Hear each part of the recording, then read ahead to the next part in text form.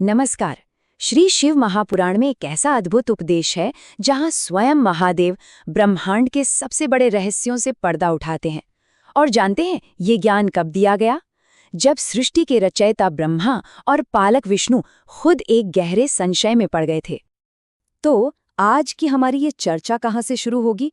हम एक बहुत ही मौलिक सवाल से शुरुआत करेंगे, फिर शिव के उन 5 दिव्य कृत्यों को जानेंगे और हाँ, उस रहस्यमयी पर्दे को भी समझेंगे जिसने इस ज्ञान को ढक दिया था।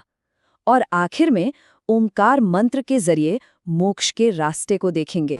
तो कहानी शुरू होती है जब 2 महान देवता ब्रह्मा और विष्णु भगवान शिव के पास पहुंचते हैं। उनके मन में एक बहुत गहरा सवाल था कि आखिर शिव की इस पूरी कॉस्मिक लीला का असली मतलब क्या है। और उन्होंने शिव से सीधा यही सवाल पूछा। देखिए, ये सिर्फ उनकी जिज्ञासा नहीं थी, ये उस मूल रहस्य की चाबी थी जो इस सृष्टि के कण कण में धड़कता है। और आज हम उसी रहस्य को समझने की कोशिश करने वाले हैं। तो चलिए अब सीधे शिव के जवाब पर आते हैं। उन्होंने अपने 5 ब्रह्मांडीय कामों का यानी पंचकृत्य का वो राज खोला जिसके बारे में ब्रह्मा और विष्णु जानना चाहते थे। ये है वो मूल श्लोक जहां शिव खुद अपने 5 काम गिनाते हैं: सृष्टि, स्थिति, संहार, तिरोभाव और अनुग्रह। मतलब क्रिएशन, मेंटेनेंस, डिसोल्यूशन, कंसीलमेंट यानी छिपाना और ग्रेस यानी कृपा करना। ये बस अलग अलग काम नहीं है, बल्कि ये तो ब्रह्मांड के वजूद का एक पूरा लगातार चलने वाला चक्र है। तो समझने वाली बात यह है कि ये 5 काम एक साथ चलते हैं।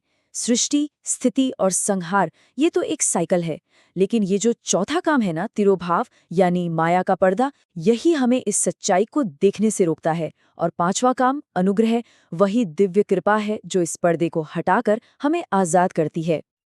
और यहाँ एक बहुत ही कमाल का कनेक्शन सामने आता है। शिव इन गहरे फिलॉसफिकल आइडियाज को 5 महाभूतों से जोड़ देते हैं, ये दिखाने के लिए कि ये कॉस्मिक नियम हमारे चारों तरफ हमारी रोज की जिंदगी में मौजूद हैं। सोचिए, पृथ्वी सृजन करती है, जल पालता है, आग संहार करती है, हवा चीजों को ओझल कर देती है, और आकाश वो अपनी विशालता में सबको जगह देकर अनुग्रह करता है। लेकिन एक मिनट, यहाँ एक बहुत बड़ा सवाल खड़ा होता है। ब्रह्मा और विष्णु जैसे देवता जो सब कुछ जानते हैं, वो इस बेसिक सच्चाई को भूल कैसे गए?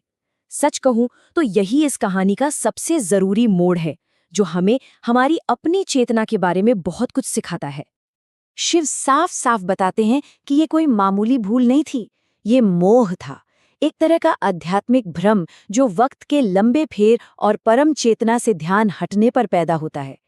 इससे पता चलता है कि बड़े से बड़े ज्ञानी भी अगर आत्मस्मरण में टिके न रहें तो भ्रम में पड़ सकते हैं। तो यहाँ पर हमें वजूद की 2 अलग अलग अवस्थाएं दिखती हैं। एक है भ्रम की, जो अज्ञान और अहंकार से पैदा होती है और हमें बांधती है, और दूसरी है ज्ञान की, जो ध्यान और ईश्वर की कृपा से मिलती है और हमें मुक्ति की ओर ले जाती है। शिव का ये पूरा उपदेश इसी सफर के बारे में है, भूलने से याद करने तक का सफर। तो इस गहरे भ्रम को तोड़ने के लिए शिव ने क्या उपाय बताया? उन्होंने कोई मामूली तरीका नहीं, बल्कि एक दिव्य चाबी दी, एक ऐसा पवित्र मंत्र जो सच्चे ज्ञान के हर ताले को खोल सकता है। और ये मंत्र है ओंकार। ये सिर्फ एक आवाज नहीं है, ये तो खुद शिव का साक्षात शब्द रूप है। शिव इसे अहंकार को मिटाने वाला और खुद अपना ही स्वरूप बताते हैं। इस श्लोक में एक बहुत गहरा राज छिपा है। शिव कहते हैं, मैं वाच्य हूँ, मतलब वो जिसका जिक्र हो रहा है, और ओंकार वाचक है, यानी वो जो जिक्र कर रहा है। इसका सीधा मतलब यह है कि शिव और ओंकार में कोई फर्क ही नहीं है। मंत्र को याद करना मतलब खुद शिव को ही याद करना है। तो चलिए अब इस पावरफुल मंत्र की स्ट्रक्चर को थोड़ा और करीब से देखते हैं। शिव अब ओंकार के रहस्य को परत दर परत खोलते हैं और इसकी कॉस्मिक बनावट को हमारे सामने रखते हैं। जो हमें एक सिंपल सी आवाज ओम लगती है, वो असल में 5 सूक्ष्म ध्वनियों का कॉम्बिनेशन है: अ, उ, म, नाद और बिंदु। और हर एक ध्वनि का अपना एक दिव्य सोर्स है और एक गहरा मतलब भी। और ये देखिए कितनी खूबसूरत सिमेट्री है यहाँ। शिव बताते हैं कि ओंकार की ये 5 ध्वनियाँ उनके 5 मुखों से निकली हैं। और हर मुख उनके एक एक ब्रह्मांडीय काम का प्रतीक है। मतलब पूरा का पूरा पंचकृत्य इस एक मंत्र में समा गया है। तो कुल मिलाकर बात यह है कि ओंकार ही वो बीज मंत्र है, वो कॉस्मिक साउंड कोड है जिससे ये पूरी सृष्टि, सारा ज्ञान, वेद, शास्त्र सब कुछ पैदा हुआ है। तो ठीक है, इतना गहरा ज्ञान तो समझ लिया, पर अब इसे अमल में कैसे लाया जाए? अब शिव अपने शिष्यों ब्रह्मा और विष्णु को मुक्ति का एक बिल्कुल साफ और प्रैक्टिकल रास्ता दिखाते हैं।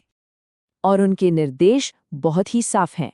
प्रणव मंत्र ओम का लगातार जाप करें, ये समझें कि लिंग और मेरा स्वरूप एक ही है, वही सर्वोच्च है।